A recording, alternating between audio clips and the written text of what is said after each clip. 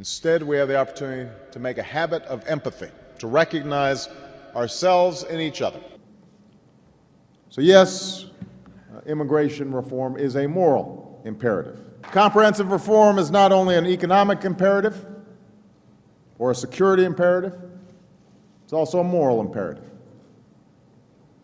It's a moral imperative when kids are being denied the chance to go to college or serve their military because of the actions of their parents. It's a moral imperative when millions of people live in the shadows and are made vulnerable to unscrupulous businesses or with nowhere to turn if they are wronged. It's a moral imperative when simply enforcing the law may mean inflicting pain on families who are just trying to do the right thing by their children.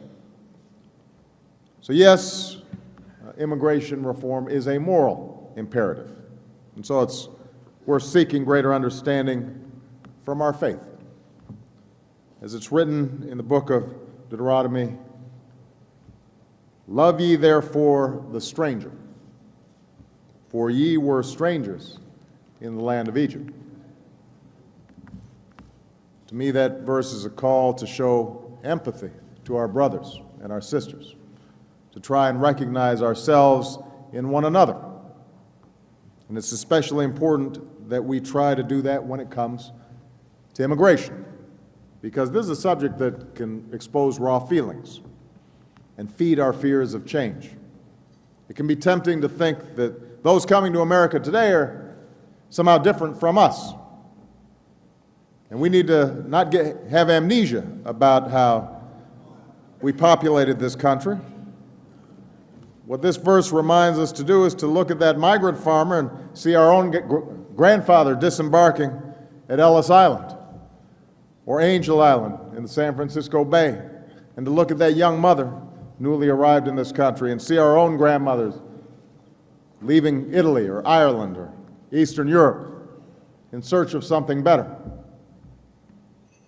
That sense of connection, that sense of empathy, that moral compass, that conviction of what is right is what led the National Association of Evangelicals to shoot short films to help people grasp the challenges facing immigrants.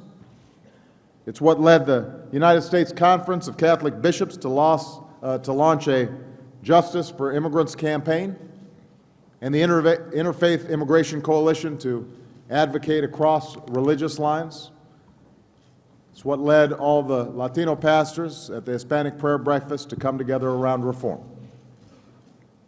And it's in the Catholic and evangelical and mainline churches of our Southwest and across our entire continent that a new movement for immigration reform is taking shape today. So I'll keep doing my part. I'll keep pushing and working with Congress. But the only way we are going to get this done is by building a widespread movement for reform. That's why I'm asking you to keep preaching and persuading your congregations and communities. That's why I'm asking you to keep on activating, getting involved, mobilizing. That's why we all need to keep praying. I'm asking you to help us recognize ourselves in one another. See the world through other people's eyes. Now, empathy is a quality of character that can change the world.